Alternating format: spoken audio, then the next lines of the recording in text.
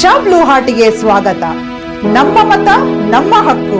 ಉತ್ತಮ ಸಮಾಜಕ್ಕಾಗಿ ದಿನಾಂಕ ಮೇ 7ರಂದು ನಡೆಯಲಿರುವ ಲೋಕಸಭಾ ಚುನಾವಣೆಯಲ್ಲಿ ತಪ್ಪದೆ ಮತ ಚಲಾಯಿಸಿ. ಪ್ರಜಾಪ್ರಭುತ್ವ ಉಳಿಸಿ.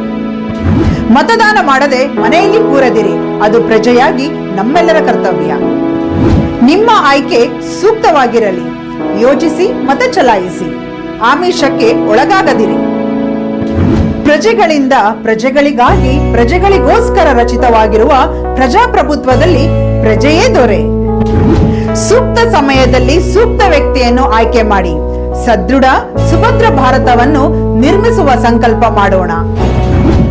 ಮತದಾನವೆಂಬ ಪ್ರಜಾಪ್ರಭುತ್ವದ ಪವಿತ್ರ ಹಬ್ಬದಲ್ಲಿ ಅತ್ಯುತ್ಸಾಹದಿಂದ ಪಾಲ್ಗೊಳ್ಳೋಣ.